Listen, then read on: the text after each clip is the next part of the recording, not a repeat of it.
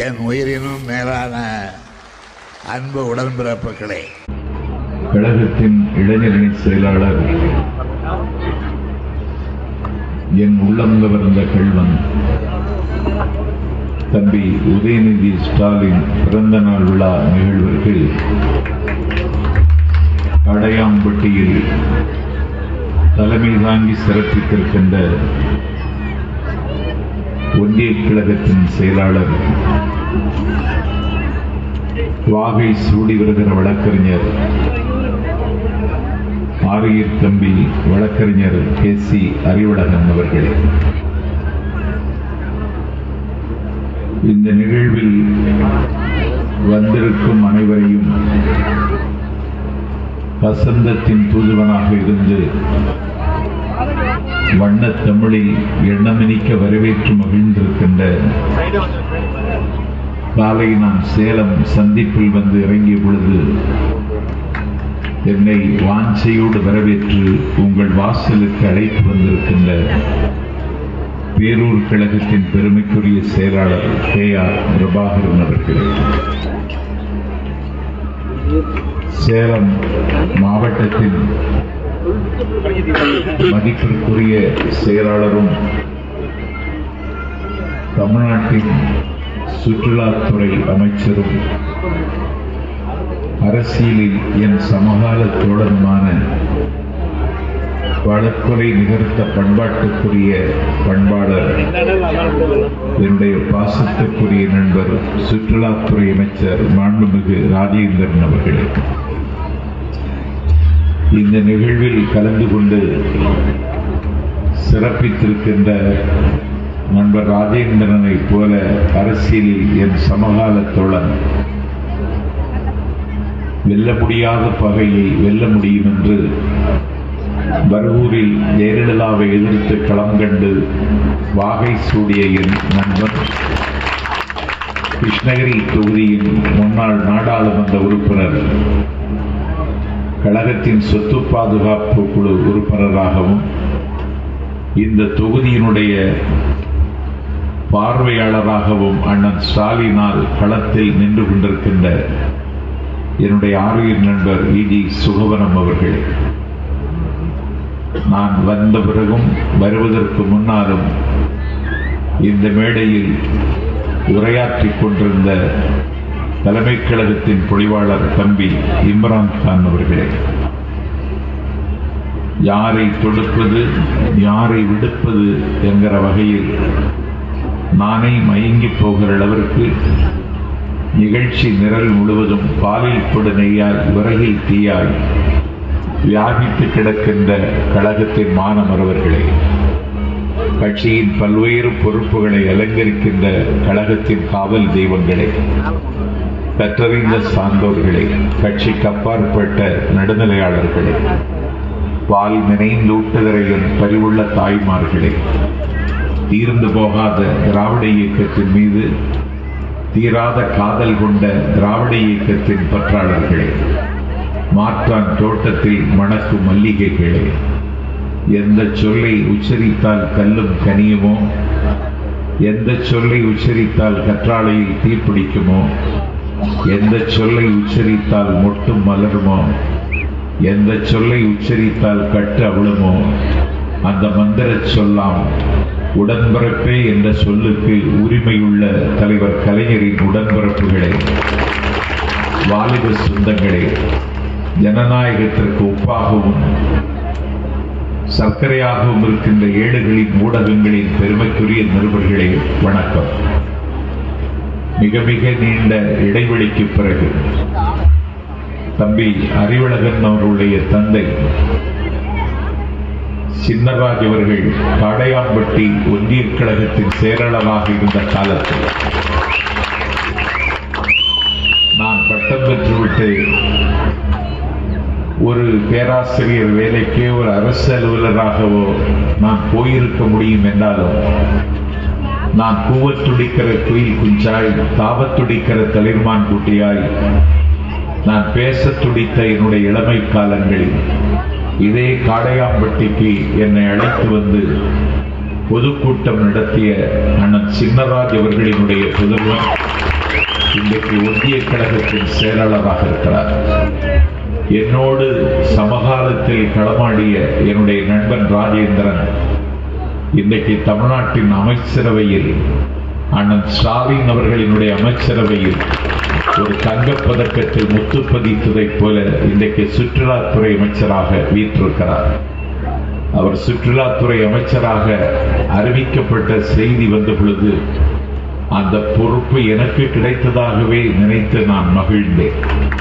அவரை கோட்டையில் சந்தித்து அவருக்கு வாழ்த்து தெரிவிக்க வேண்டும் என்று நான் விரும்பினாலும் நான் நீலத்திரையிடல் ஓரத்தில் நின்று நித்தம் தவம் செய்யும் குமரி எல்லையின் எல்லையில் குடியிருக்கிற நான் நீண்ட தூர பயணங்களை தவிர்த்து கொண்டு என்னுடைய பயணத்திலே ஒரு கட்டுப்பாடை எனக்கு நான் விதித்துக் கொண்டு ஆனாலும் உடல் கூட்டில் உயிர் பறவை இருக்கிறவரை திராவிட இயக்கத்தின் லட்சியங்களை வென்றெடுக்கின்ற போர்முரசமாக தமிழ்நாட்டில் இருக்க வேண்டும் என்று கருதி இன்றைக்கு அமைச்சர் அவர்களை அவருடைய மாவட்டத்தில் சந்திக்கிற வாய்ப்பை பெற்று அவருக்கு என்னுடைய வாழ்த்தை இந்த காடையாம்பட்டியில் தெரிவித்துக் கொள்வதில் நான் மிகுந்த மகிழ்ச்சி அடைகிறேன். வருகிற காலம் அறைகூவல்கள் மிகுந்த காலம், வருகிற காலம் ஆபத்துகள் நிறைந்த காலம். 2026 தேர்தலை எதிர்கொள்வதற்கு இன்னும் 1.5 வருட காலம் இருக்கும் என்றாலும் இப்பொழுதே நம்முடைய பகைவர்கள் தங்களுடைய ஆயுதங்களை கூர்திட்டிக் கொண்டிருக்கிறார்கள் என்று செய்தி வந்திருக்கிற நேரத்தில் நான் காடையாம்பட்டிக்கு வந்திருக்கிறேன். நம்முடைய அணிவகுப்பை பலப்படுத்தவும் நம்முடைய போர் முரசத்தை 8 திக்கும் கொண்டு செல்லவும் ஒரு வரலாற்று தேவை என்னை போன்றவர்களின் தோளில் திணிக்கப்பட்டிருக்கிற காலத்தில் அமைச்சர் ராஜேந்திரன் முன்னால் காடையாம்பட்டியில் உரையாற்றுவதற்கு நான் வந்திருக்கிறேன். எத்தனை பகைகள் எந்த வடிவத்தில் வந்தாலும் 2026 திராவிட முன்னேற்ற கழகம் மீண்டும் ஆட்சி அமைப்பதற்கான சூழலை உருவாக்கி பெற வேண்டிய வரலாற்று கடமைக்கு நாஞ்சில் சம்பத்தொரு புள்ளியாக இருக்கவே விரும்புகிறேன். தம்பி உதயநிதி ஸ்டாலின் அவர்களின் பிறந்த நாளை கொண்டாடுவதன் மூலம் ஏதோ ஒரு வாரிசு அரசியலுக்கு நாங்கள் இந்த நாட்டில் வடிவம் தருவதற்கு சிந்திக்கிறோம் என்று இன்றைக்கு இனப்பகைவர்கள் இன்றைக்கு ஒரு இல்லாத பொய்யை இட்டு கட்டுகிறார்கள்.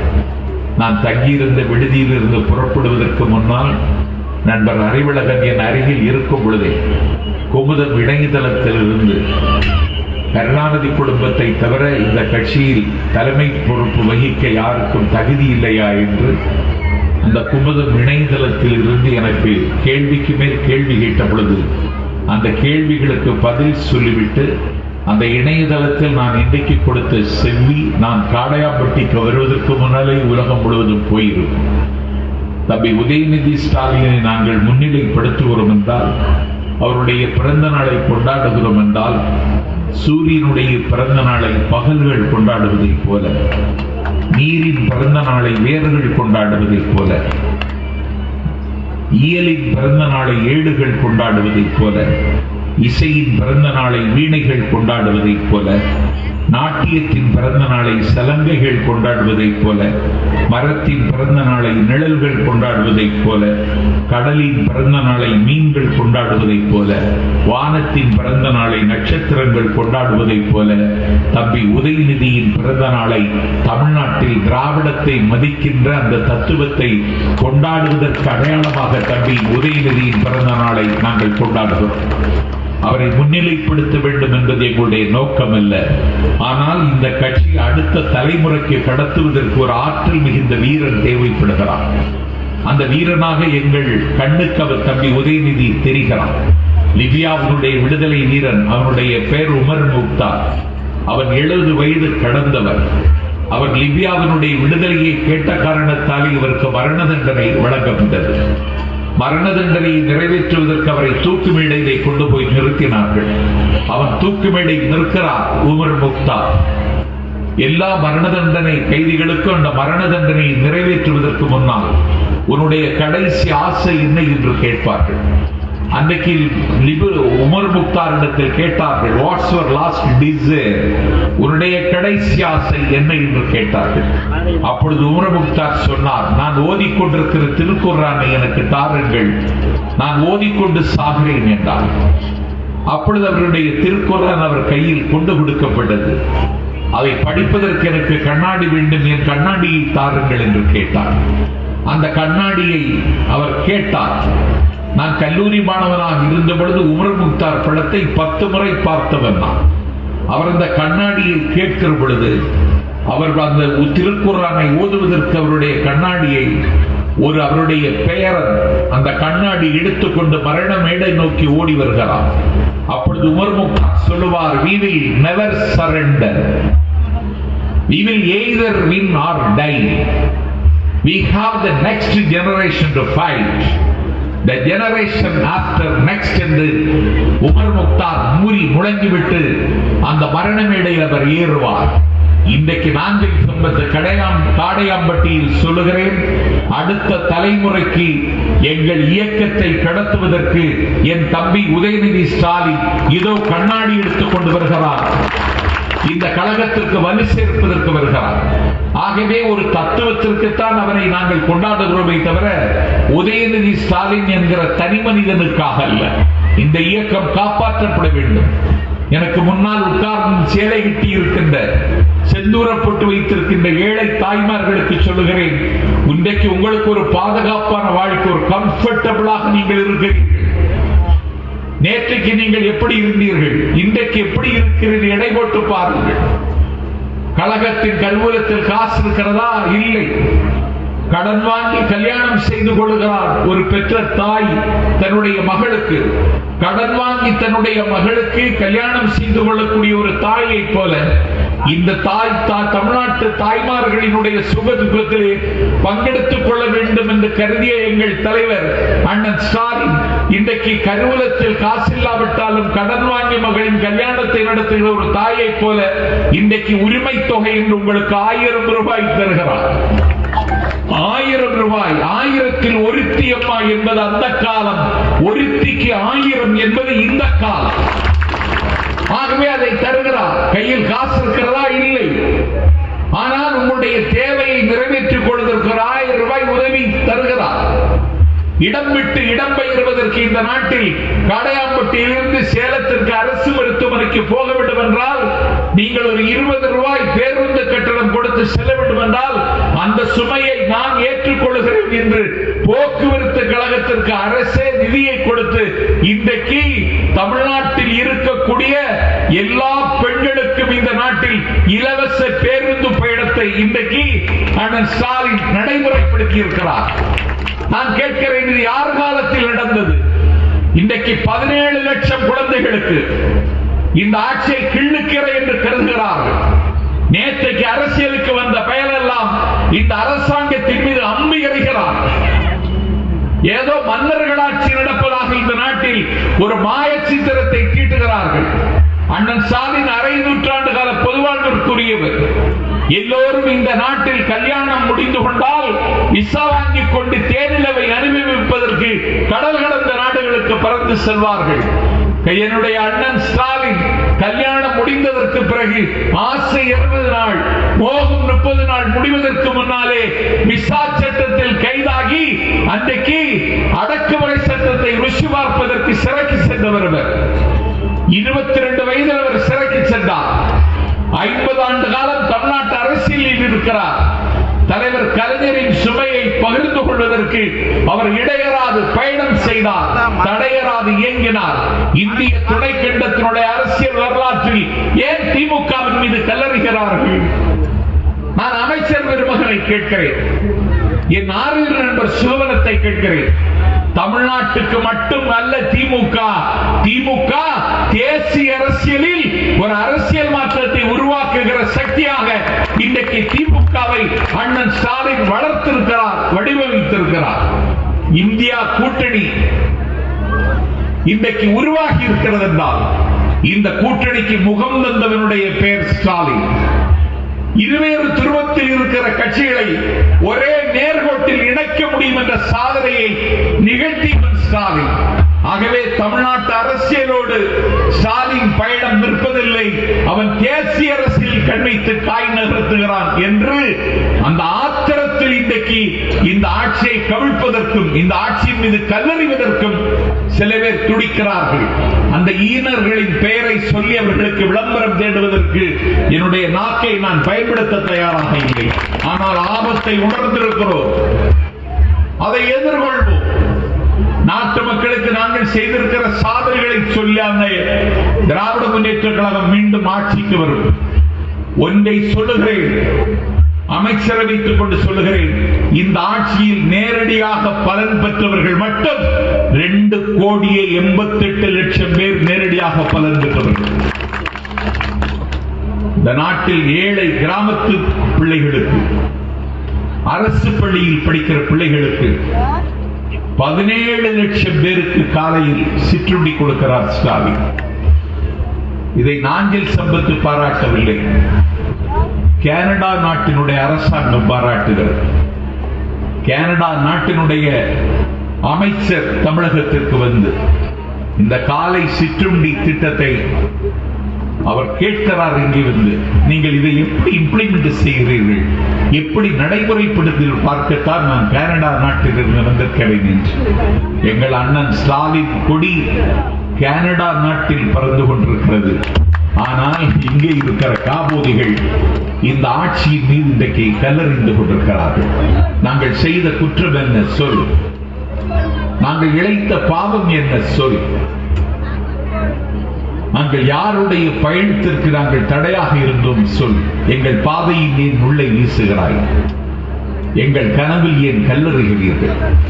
நாங்கள் ஒரு நாகரிகமான அரசியலை முன்னெடுத்து செல்ல விரும்புகிறோம். தமிழ்நாட்டு அரசியலில் கலைஞர் காலத்திற்கு பிறகு, ஜெயலலிதாவின் காலத்திற்கு பிறகு ஒரு பகை பாராட்டுகிற அரசியலை அண்ணன் ஸ்டாலின் விரும்பவில்லை. ஜெயலலிதா இருக்கிற வரை பகை பாராட்டுகிற அரசியல் தான் நடந்தது. இன்றைக்கு தமிழ்நாட்டு அரசியலில் அண்ணன் ஸ்டாலின் முதலமைச்சராகிவிட்டார்.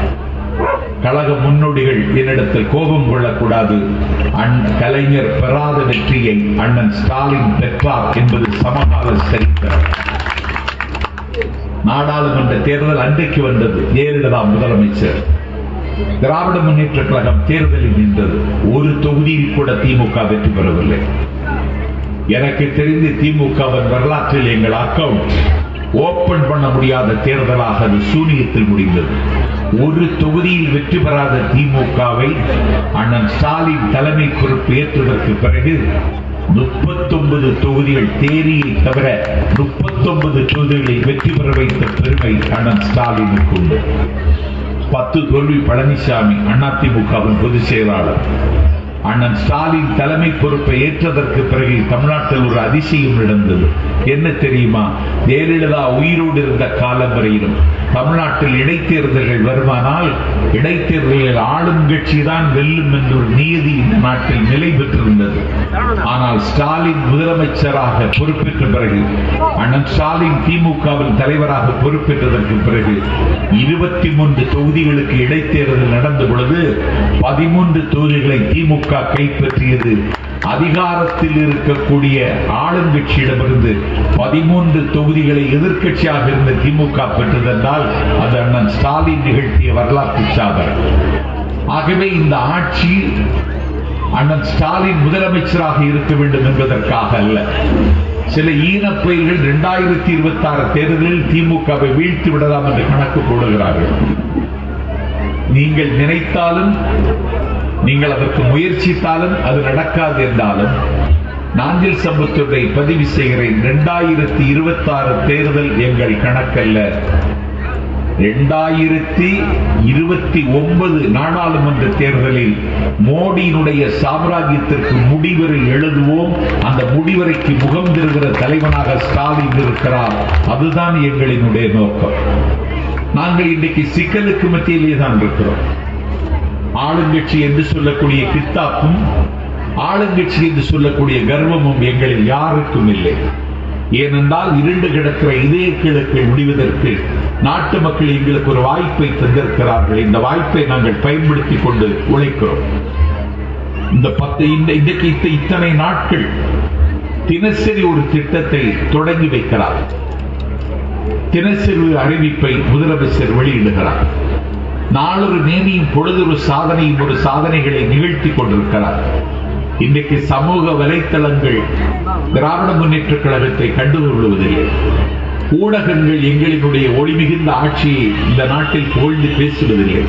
திமுகவுக்கு எதிராக ஒரு முக்கல் வருமானால், ஒரு முனகல் வருமானால், அதை இந்த நாட்டில் ஊதி பெரிதாக்கக்கூடிய பாவத்தை இன்றைக்கு அவர்கள் கூச்சமில்லாமல் செய்கிறார்கள் என்பதை விட குற்ற உணர்ச்சி இல்லாமல் செய்கிறார்கள்.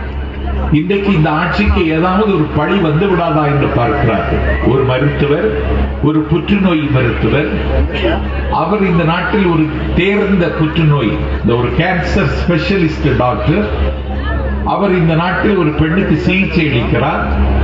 அவருக்கு 22 வயதில் அந்த தாய்க்கு ஒரு மகன் இருக்கிறார். அவன் பிஇ பட்டம் பெற்ற இளைஞன். தன்னுடைய தாயை பாதுகாக்க வேண்டும் என்று அவன் துடிக்கிறான். அந்த தாயினுடைய சுமையை பகிர்ந்து கொள்ள வேண்டும் என்று அவன் கவலைப்படுகிறான், கண்ணீர் சிந்துகிறான். நீண்ட நாளாகவே புற்றுநோய் சிகிச்சை வந்து சிகிச்சை மேற்கொள்ளுகிற டாக்டர் அவரை பரிவோடு சிகிச்சை மேற்கொண்டு வருகிற பொழுது தன்னுடைய தாய் உயிரோடு இருப்பாரா என்ற ஒரு ஏக்கம் அவருக்கு வருகிற பொழுது அந்த சிகிச்சை அளித்த டாக்டருடைய கழுத்தில் அவன் கத்தியெடுத்து குத்திவிட்டான். அவனுடைய பின்னணியை நாங்கள் உணராமல் இல்லை. அவனுக்கு பின்னால் இருக்கிற வழியை நாங்கள் தெரிந்து கொள்ளாமல் இல்லை. இன்றைக்கு இந்த தம்பி கைது செய்யப்பட்டிருக்கிறான், சிறையில் இருக்கிறான். எங்களுக்கு ஒரு கவலை இருக்கத்தான் செய்கிறது. ஆனால் ஒரு டாக்டரை குத்திவிட்டான். டாக்டர்கள் போராடுவதற்கு தெருவுக்கு வந்து விட்டார்கள். தமிழ்நாடு முழுவதும் டாக்டர்கள் ஒரே நேரத்தில் தெருவுக்கு வருகிறார்கள்.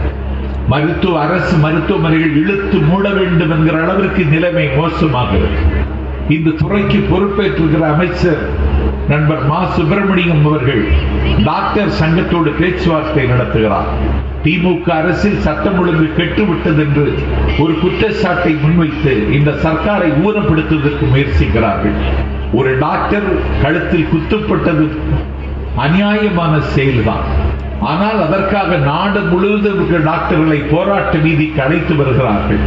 ஆனால் அண்ணன் ஸ்டாலின் அறிவுரை ஏற்றுக்கொண்டு எங்கள் அமைச்சர் மாசு டாக்டர் சங்கத்தோடு பேச்சுவார்த்தை நடத்தி பிற்பகல் 3 மணிக்கு பேச்சுவார்த்தை நடத்தி டாக்டர்கள் போராட்டம் திரும்ப பெறப்பட்டு டாக்டர்கள் பணிக்கு திரும்பினார்கள் என்றால் ஒரே நாளில் இந்த காரியத்தை நாங்கள் செய்து முடித்தோம் என்றால் இந்த ஆட்சியினுடைய சிறப்புக்கு இது ஒரு சாட்சி.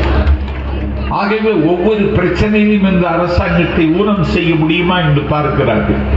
அதை தவிர்ப்பதற்காகவே நாங்கள் எங்கள் நேரத்தையும் எங்கள் உழைப்பையும் எங்கள் சிந்தனையும் செலவழிக்க வேண்டிய நிலையில் இருக்கிறோம். இந்த ஆட்சி வந்ததற்கு பிறகு தமிழ்நாட்டில் என்ன நடந்திருக்கிறது? எங்கள் முதலமைச்சர் ஸ்பெயின் செல்லுகிறார், எங்கள் முதலமைச்சர் ஜப்பான் செல்லுகிறார், எங்கள் முதலமைச்சர் அரை உலகம் என்று பேசப்படுகிற அமெரிக்காவுக்கு செல்கிறார். பழனிசாமி வெளிநாட்டுக்கு போனார் என்றால் பேண்டு போடுவதற்காகவே வெளிநாட்டுக்கு போனார். ஆனால் எங்கள் முதலமைச்சர் ஸ்பெயின் சென்றார், ஜப்பான் சென்றார், அமெரிக்கா சென்றார். தமிழ்நாட்டில் இன்றைக்கு முதலீடுகளை ஈர்க்கக்கூடிய முதல் மாநிலம் இன்றைக்கு பார்ப்பனர்களும் பணியாட்களும் ஆதிக்கம் செலுத்தக்கூடிய மோடியினுடைய குஜராத். ஆகவே முதலீடுகளை ஈர்க்கிற முதல் மாநிலம் குஜராத் என்கிற நிலைமை நிலவி வருகிற பொழுதே குஜராத்தை புறந்தள்ளிவிட்டு இந்தியாவில் முதலீடுகளை அதிகம் ஈர்க்கிற மாநிலம் மு.க. ஸ்டாலின் ஆளுகிற தமிழ்நாடு என்கிற பெருமையை சமகாலத்தில் நாங்கள் பெற்றுத் தந்திருக்கிறோம். என்ன குறை கண்டீர்கள்? என்ன குற்றம் கண்டீர்கள்? தமிழ்நாட்டிலே புயல் வீசினால், பூகம்பம் வந்தால், மாமழை பொழிந்தால் நிவாரண நடவடிக்கைகளை மேற்கொள்வதற்கு முதலமைச்சர் தெருவுக்கு வந்தால் அதை குறை சொல்கிறார்கள். கொட்டும் மழையில் குடை எடுத்துக்கொண்டு முதலமைச்சர் வீதிக்கு வருகிறார். பாதிக்கப்பட்ட மக்களை நேரடியாகவே போய் பார்க்கிறார். டெல்லியில் இருந்து தொகை வரும் என்று பார்த்தால் டெல்லியில் இருந்து பகை வந்ததை தவிர தொகை வரவில்லை. ஆகவே டெல்லியில் இருந்து வருவது வரை காத்திருக்க முடியாது என்று இன்றைக்கு விழுப்புரத்தில், விக்கிரவாண்டியில், திருவண்ணாமலையில் புயலில் வெள்ளத்தில் சிக்கிய மக்களுக்கு டெல்லியில் இருந்து உதவி வருவதற்கு முன்னாலே இன்றைக்கு 2000 ரூபாயை பாதிக்கப்பட்டவர்களுக்கு நேரடியாகவே நாங்கள் கொடுத்துக் கொண்டிருக்கிற நேரத்தில் காடையாப்பட்டி பொதுக்கூட்டம். ஆகவே இயற்கை ஒத்துழைக்கவில்லை. ஆனால் இயற்கையினுடைய நியதியை எதிர்த்து நாங்கள் போராடுகிறோம். இந்தியாவில் இன்றைக்கு அண்ணன் ஸ்டாலின் மீதும் திமுகவின் மீதும் இவர்கள் கல்லறிவதற்கு காரணம், ஒன்றிய அரசு ஒத்துழைக்க மறுத்தாலும் இருக்கிற நிதியை வைத்துக் கொண்டு ஒரு பொறுப்புள்ள குடும்ப தலைவி குறைந்த வருமானத்தில் அந்த இல்லறத்தை நடத்தி செல்லுகிற ஒரு தாயின் பொறுப்போடு தமிழ்நாட்டை நாங்கள் தாங்கி பிடிக்கிறோம். முதலமைச்சர் மிகுந்த பரிவுள்ளவராக நடந்து கொள்கிறார். அவர் தன்னை முன்னிறுத்திக் கொள்வதில்லை. கலைஞரை போல அண்ணன் ஸ்டாலின் எழுத்தாளர் இல்லை. கலைஞரை போல அண்ணன் ஸ்டாலின் பேச்சாளர் இல்லை. கலைஞரை போல அண்ணன் ஸ்டாலின் கதைவசனகர்த்தா இல்லை. கலைஞரை போல இலக்கிய உலகத்தில் முத்திரை பதித்தவர் இல்லை. கலைஞரை போல கவியரசனாகவும் புவியரசனாகவும் இருப்பவர் இல்லை அண்ணன் ஸ்டாலின். ஆனால் மக்களினுடைய வலியை உணர்ந்தவர், உங்களினுடைய சோகங்களை புரிந்து கொண்டவர். அதனால் இன்றைக்கு இவ்வளவு சாதனைகளை நாங்கள் நிகழ்த்தி கொண்டிருக்கிறோம். தந்தையினுடைய சுமையை பகிர்ந்து கொள்வதற்கு என் தம்பி உதயநிதி ஸ்டாலின் இன்றைக்கு களத்துக்கு வந்திருக்கிறார். அதனால் தான் ஆத்திரப்படுத்துகிறார்கள். இந்த கட்சி இந்த தலைமுறையோடு முடிந்துவிடும் என்று கருதினால் அதை மீண்டும் அடுத்த தலைமுறைக்கு கடத்துவதற்கு உதயநிதி ஸ்டாலின் முன் வந்தார். அவர் இளைஞரணி செயலாளராக பொறுப்பேற்றார். அண்ணன் ஸ்டாலின் சொன்னார், ஒரு கட்சியை இயக்குவது என்பது மிகப்பெரிய கடினமான காரியம். ஒரு கன்ஸ்ட்ரக்ஷன் அண்ட் இன்ஃப்ராஸ்ட்ரக்சர் தகர்ந்துவிடுமானால் ஒரு கட்சி தரைமட்டமாகிவிடும். விளிம்பு நிலை மக்களினுடைய நம்பிக்கை பெற்ற கட்சி இன்றைக்கு அதிமுக 4 துண்டாக சிதறி கிடக்கிறது. அந்த கட்சி எதிர்கட்சி வரிசையில் இருந்தாலும் இயக்க முடியாமல் முடங்கி கிடக்கிறது. ஆனால் ஒரு கட்சியினுடைய இன்ஃப்ராஸ்ட்ரக்சர், அதனுடைய கன்ஸ்ட்ரக்ஷன் எல்லாவற்றையும் இன்றைக்கு கண்காணிக்கிற பொறுப்பில் இன்றைக்கு திமுக இருக்கிறது. அதனால்தான் உதயநிதி ஸ்டாலின் பொறுப்பேற்றவுடனே அண்ணன் ஸ்டாலின் சொன்னார், இந்த கட்சிக்கு புதிரத்தம் பாய்ச்சுவதற்கு 1 லட்சம் இளைஞர்களை இளைஞரணிக்கு நீ கொண்டு வர வேண்டும் என்றார். என் தம்பி உதயநிதி ஸ்டாலின் 6 மாதத்தில் 1 லட்சம் இளைஞர்களை திமுகவிற்கு உறுப்பினராக்கி தந்தார். மலரக்கூடாது என்று மறுக்கப்பட்ட மொட்டாக, தாயின் மார்பகத்தில் பால் குடிக்க கூடாது என்று விலக்கப்பட்ட கன்றாக நீங்களும் நானும் இருக்கிறோம். உங்கள் வீட்டில் ஒரு மகள் 1200 மதிப்பெண்ணுக்கு 1176 மதிப்பெண் பெற்றாலும் அவள் இந்த நாட்டில் டாக்டர் ஆக முடியாது. இதற்கு பேர்தான் மனுநீதி. இந்த மனுநீதி இந்தியாவில் இன்னும் அதிகாரத்தில் இருக்கிறது. 1200 மதிப்பெண்ணுக்கு 1176 மதிப்பெண் பெற்றாலும் என்னுடைய மகள் டாக்டராக முடியாது. ஒரு கூலி தொழிலாளியினுடைய மகள், அவள் பெயர் அனிதா, திருச்சியில் காந்தி மார்க்கெட்டில் மூட்டை தூக்கி பிழைக்கிற ஒரு ஏழை தொழிலாளியின் மகள். அந்த வீட்டில் நான் வேதனையோடு சொல்லுகிறேன், மின்னிணைப்பில்லை.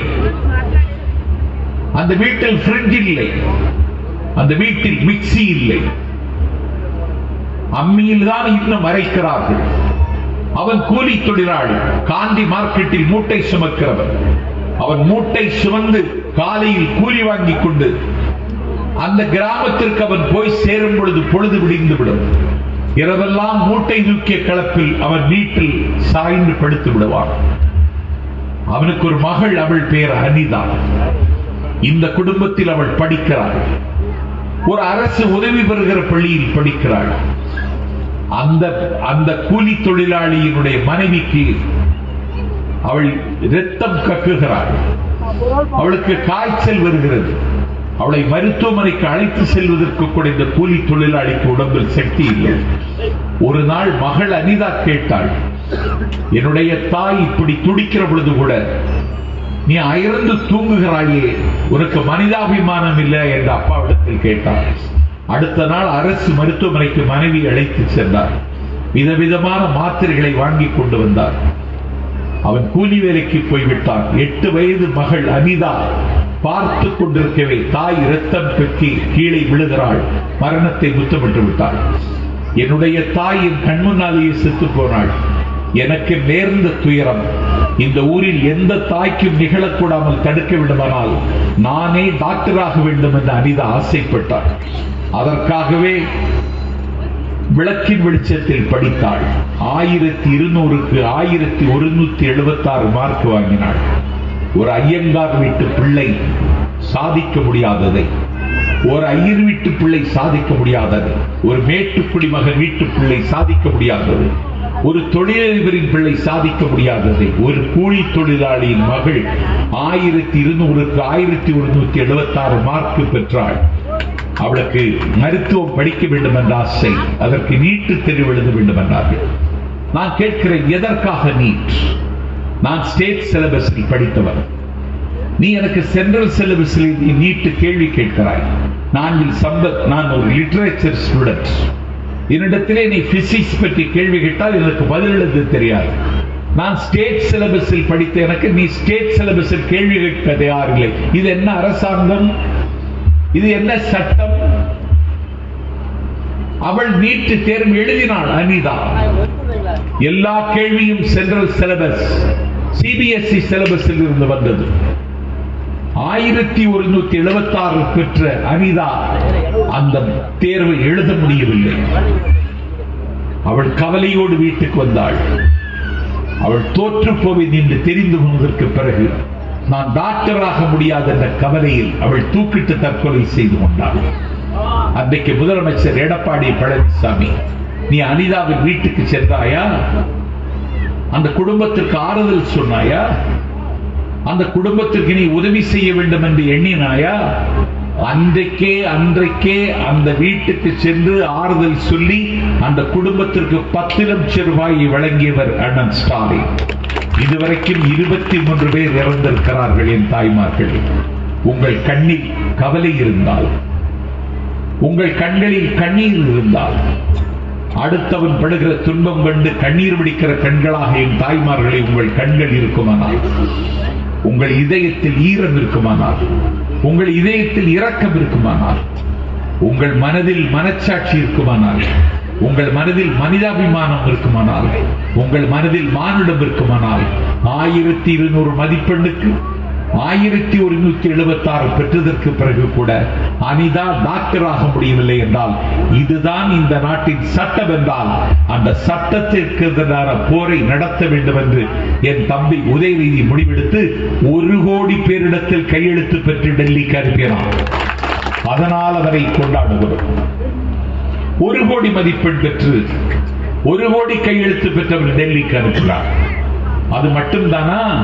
இங்கே இருக்கிற இளைஞர்களுக்கு தெரியாது. நான் அறிவுலகத்தில் பேசிக்கொண்டே இருந்தேன். அடுத்த தலைமுறைக்கு வகுப்பெடுக்க வேண்டிய கட்டாயம் இருக்கிறது. நான் பெரியார் காலத்தில் இருந்து இன்றைக்கு வருகிற திராவிட இயக்கத்தை ஒழுங்காக படித்தவர் நாஞ்சில் சம்பத். அந்த பெருமையோடு சொல்லுகிறேன். பெரியார் காலத்தில் நடக்கவில்லை, அண்ணாவின் காலத்தில் நடக்கவில்லை, கலைஞர் காலத்தில் நடக்கவில்லை, என் அண்ணன் ஸ்டாலின் காலத்தில் கூட அவர் நடத்த முன்வரவில்லை. ஆனால் இன்றைக்கு தமிழ்நாடு முழுவதும் 250 பாசறை கூட்டங்களை நடத்தி அடுத்த தலைமுறைக்கு லட்சியத்தை கடத்தியவன் பெயர் உதயநிதி ஸ்டாலின். திராவிட முன்னேற்ற கழகத்தின் அதிகாரபூர்வமான 7 முரசொலி. அந்த முரசனுடைய கடைசி பக்கத்தில் பாசறை பக்கம் என்ற ஒரு பக்கம். அந்த பக்கத்திலே இந்த இயக்கத்திற்காக கண்ணீர் சிந்தியவன் வரலாறு இளைய தலைமுறைக்கு தெரியாது, தெரியவே தெரியாது. பட்டுக்கோடை அழகிரிசாமி என்று ஒருவன் பேசினான் அன்றைக்கு. அவன்தான் தலைவர் கலைஞருடைய ஆதர்சம், இன்ஸ்பிரேஷன். இன்றைக்காவது நாஞ்சில் சம்பத்திற்கு சுதந்திரம் இருக்கிறது. தமிழ்நாட்டின் சுற்றுலாத்துறை அமைச்சர் ராஜேந்திரன் என்னுடைய நண்பன். எந்த நேரத்தில் அவன் வீட்டு கதவை தட்டுவதற்கு எனக்கு உரிமை இருக்கிறது.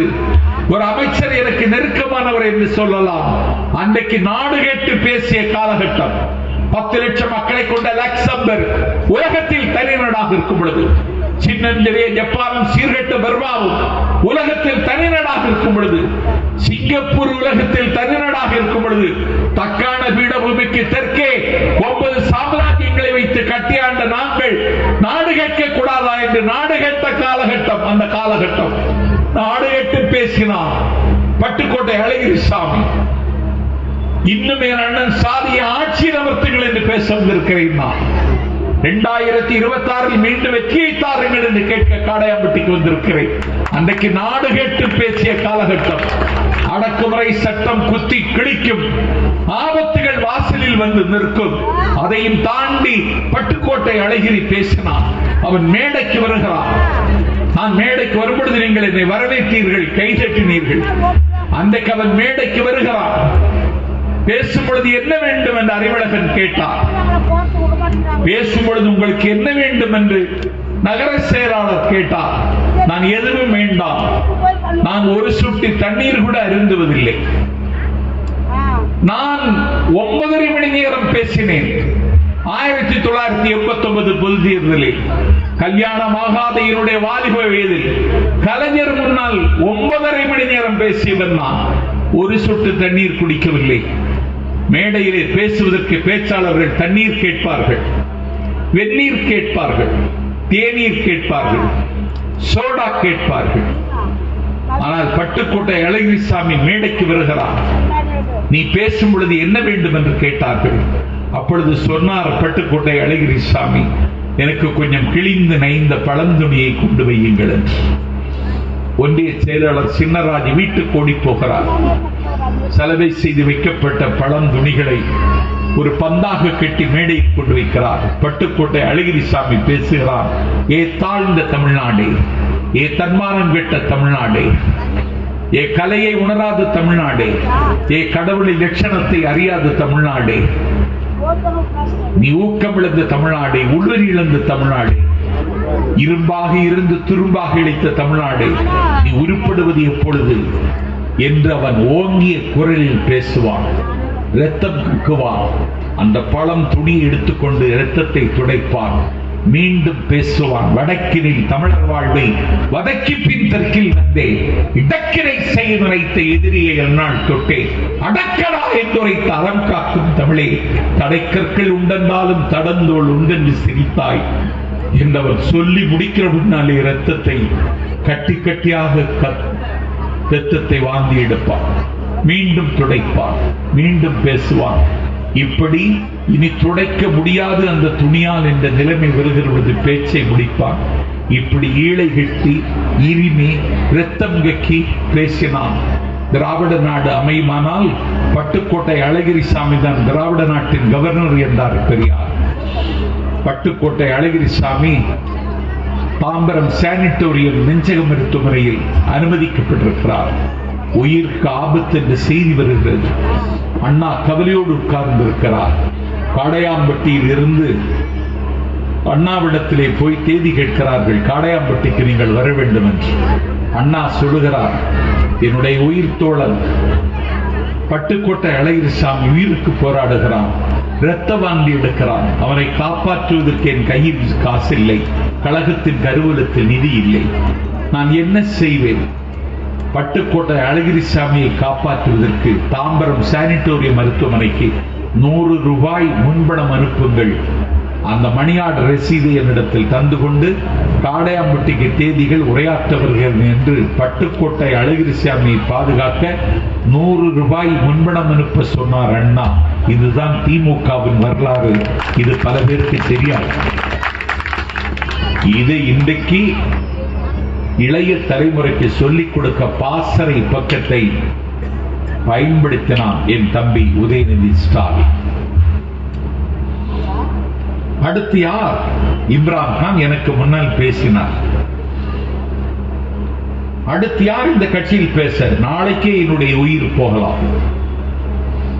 இன்றைக்கு பேசுகிற நாளில் சம்பத்து நாளைக்கு உயிரோடு இருப்பதற்கு உத்தரவாதம் இல்லை. ஆனால் இந்த இயக்கம் இருக்கும். When may come and when may go, but I go on forever. மனிதர்கள் வருவார்கள் போவார்கள், ஆனால் நான் ஓடிக்கொண்டே இருப்பேன் என்று பாடிக்கொண்டே இருக்கிறது ஒரு நீரோடை. அந்த நீரோடையின் பெயர் திமுக. இதை இன்னும் பேச வேண்டும். இந்த பூமி உள்ளவரை இந்த இயக்கத்தை பற்றி பேச வேண்டும். யார் இருக்கிறார்கள்? நான் தம்பி உதயநிதி இடத்தில் சொன்னேன், ஒரு இளைஞர்களை பேச்சு உலகத்திற்கு அழைத்து வர வேண்டும். திட்டம் தயாரித்தோம். தமிழ்நாடு முழுவதும் என் உயிரின் மேலான என்ற தலைப்பில் பேச்சு போட்டியை நடத்துவதற்கு அழைப்பு விடுத்தார் உதயநிதி ஸ்டாலின். உலகத்தில் எந்த இயக்கமும் இந்த அதிசயத்தை செய்யவில்லை. நாங்கள் செய்திருக்கிறோம். உதயநிதி ஸ்டாலின் செய்தார். 70,000 பேர் நாங்கள் பேச வருகிறோம் என்று எங்களுக்கு பேர் பதிவு செய்தார்கள். 70,000 பேர். கனவுகள் காணுகிற கால் சட்டை பருவத்தில் பருவ சுகங்களை பற்றி கவலைப்படாமல் திமுக மேடையில் பேச வருகிறோம் 70,000 பேர் தந்தார்கள். இந்த கட்சியை ஊனப்படுத்த முடியும் என்று முட்டாள்கள் கருதுகிறார்கள். 70,000 பேருக்கும் பயிற்சி கொடுத்தோம். எல்லா மாவட்ட தலைநகரங்களில் போட்டி நடந்தது. 903 பேரை தேர்வு செய்தோம். சேலத்தில் நடந்த பேச்சு போட்டியில் நான் நடுவராக வந்தேன். 903 பேரை தேர்வு செய்தோம். 903 பேருக்கும் 8 மண்டலத்திலே என்னை போன்றவர்கள் போய் வகுப்படுத்தோம். நான் திருவண்ணாமலையில் வகுப்படுத்தேன். இறுதிப் போட்டி சென்னையில் நடத்தினோம்.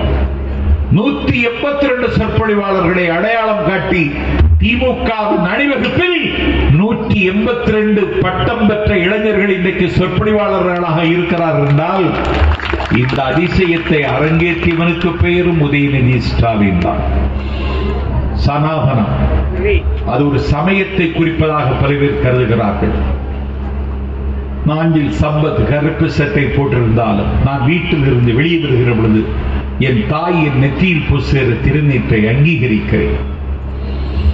அம்மா, நான் நாளை மறுநாளும் சேலத்திற்கு போகிறேன் என்று நான் வீட்டிலிருந்து வெளியே கிளம்புகிற பொழுது சிவபெருமான் படத்திலிருந்து திருநீற்றை எடுத்து என் தாய் பூசி பத்திரமாய் போய் வா என்று அனுப்புகிறார். என் தாய் இன்றைக்கு இல்லை. அந்த கடமை என் மனைவி இன்றைக்கு செய்கிறார். நான் கருப்பு சட்டை போட்டிருக்கலாம், ஆனாலும் இந்த மண்ணில் ஒரு மரபு இருக்கிறது. அந்த மரபை நாங்கள் மதிக்கிறோம். அந்த மரபை நாங்கள் ஊனப்படுத்த விரும்பவில்லை. நாட்டு மக்களினுடைய உணர்வுகளை புரிந்து கொண்டிருக்கிறோம்.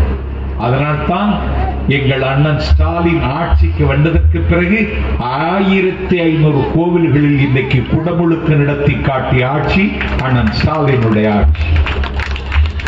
ஒரு பிற்படுத்தப்பட்ட சமூகத்தில் பிறந்த ஒரு தாய் மாடம்பாக்கம் தேனுபுரீஸ்வரர் கோவிலில் நின்று கொண்டு பால் நினைந்தொட்டும் தாயினம் சாலப் பறிந்து பாவியனுடைய ஊரினை ஒருக்கி உள்ளொளிதிருக்கி உலப்பில் ஆனந்தமாகி தேனினை சொரிந்து புறப்புறம் தெரிந்த செல்வமே சிவபெருமானே, யான் உன்னை சிக்கன பிடித்தேன் எங்கெழுந்தருளுவது நீயே என்று ஐயரும் ஐயங்காரும் இருந்த இடத்தில் என் வீட்டு தங்கை உட்கார்ந்து இன்றைக்கு திருவாசகம் பாடுகிறாள் என்றால் இந்த அதிசயத்தை நிகழ்த்தியதும் எங்கள் அண்ணன் ஸ்டாலின் அரசு தான். நாங்கள் சம்பத் அர்ச்சகர் ஆக முடியுமா? என்னுடைய காலம் கடந்து விடலாம். என் மகன் நாளைக்கு அர்ச்சகராக ஆசைப்பட்டால் அவனும் அண்ணன் ஸ்டாலின் ஆட்சியில் அர்ச்சகர் ஆக முடியும் என்று இந்தியாவில் எந்த ஆட்சியும் செய்ய முடியாத துணிச்சலான காரியத்தை செய்ததும் நாங்கள் தான். ஆகவே அடுத்த தலைமுறையை பற்றி கவலைப்படுகிறோம். அடுத்த தலைமுறைக்கு இந்த இயக்கத்தை கடத்துவது குறித்து நாங்கள் நித்தமும் எண்ணுகிறோம். அந்த எண்ணிக்கைக்கு இன்றைக்கு சிறகுகள் தருகிறான் உதயநிதி. ஒரு சனாதனத்தை பற்றி அவர் பேசுகிறார். சனாதனம் ஆபத்தானது. சனாதனம் உயிருக்கு உலை வைப்பது. சனாதனம் நம்முடைய உரிமைகளின் வேரில் வெந்நீரை ஊற்றுவது. சனாதனம் தான் நம்மை அழுத்தியது. சனாதனம் தான் ஆண்டாண்டு காலம் நம்மை அடிமை செய்தது. அந்த சனாதனத்துக்கு எதிராக பெரியார் பேசினார், அண்ணா பேசினார், கலைஞர் பேசினார், அண்ணன் ஸ்டாலின் பேசினார். இன்னைக்கு என் தம்பி உதயநிதி ஸ்டாலின் அதே தத்துவ மரபில் நின்று கொண்டு சனாதனை எதிர்த்து பேசுகிறான். அவருடைய தலைக்கு விலை வைத்தார்கள். அவன் தலைக்கு விலை வைத்ததற்கு பிறகு என் தம்பி சரணடையாமல் அந்த கொள்கையில் இன்றைக்கு உறுதியோடு நிற்கிறான். அதனால் அவருடைய பிறந்த நாளை நாங்கள் உற்சாகத்தோடு கொண்டாடுகிறோம்.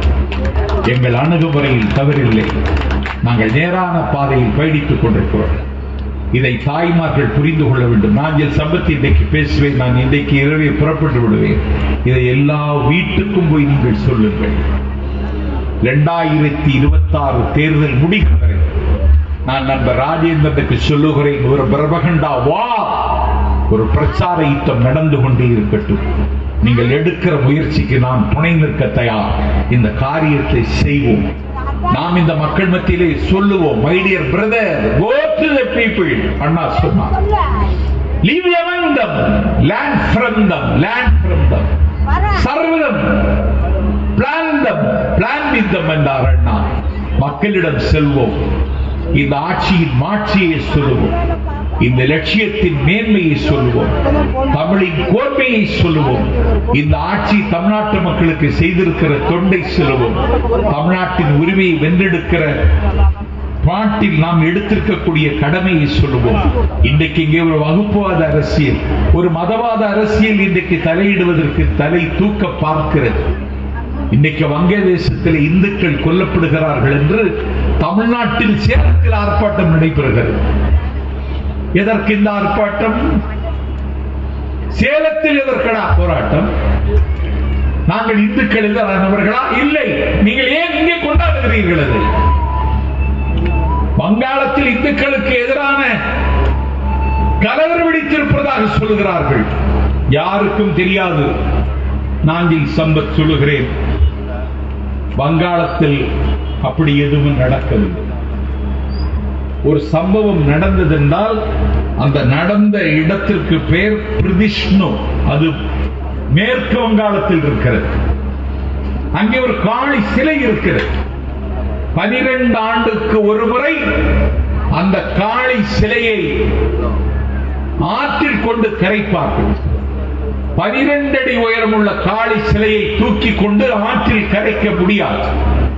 பிள்ளையார் சதுர்த்திக்கு, விநாயகர் சதுர்த்திக்கு ஆற்றிலை கொண்டு களிமண் பொம்மையை, விநாயகரை ஆற்றில் கரைப்பதைப் போல மேற்கு வங்காளத்தில் பிரதிஷ்ணு என்கிற இடத்தில் 12 அடி உயர காளி சிலையை தூக்கி கொண்டு கரைக்க முடியாது என்கிற காரணத்தால் காளி சிலையை உடைத்து ஆற்றில் கொண்டு போய் கரைப்பார்கள்.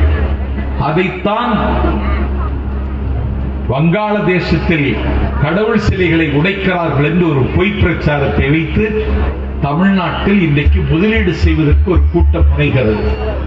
இதை தத்துவ ரீதியாகவும் கருத்தியல் ரீதியாகவும் எதிர்கொண்டு நாட்டு மக்கள் மத்தியில் இந்த பிரபகண்டா போரை நாம் தொடர்ந்து நடத்த வேண்டும். அதற்காக கிளைக்கழகத்தின் செயலாளர்கள், இளைஞரணியின் நிர்வாகிகள், பல்வேறு பொறுப்புகளை அலங்கரிக்கிறவர்கள் தூக்கமின்றி, ஓய்வின்றி, உறக்கமின்றி இனி வருகிற நாட்கள் நமக்கு முக்கியமான நாட்கள் என்பதை கருத்தில் கொண்டு கடமையாற்ற வேண்டும் என்று இந்த நேரத்தில் கேட்டு, இந்த நிகழ்வில் எளிய உரையாற்றுகிற நேரத்தில் மேடைக்கு வந்து இந்த மேடையை கௌரவித்திருக்கிற அமைச்சர் ராஜேந்திரனுக்கு நன்றி சொல்லி, நலத்திட்ட உதவிகள் இருக்கிற காரணத்தால் நாம் இன்னும் பேசிக் கொண்டிருந்தால் உங்களின் கோபத்திற்கும் சாபத்திற்கும் நான் ஆளாக கொண்டு வரும் என்று பயந்து விடைபெறுகிறேன் என்று விட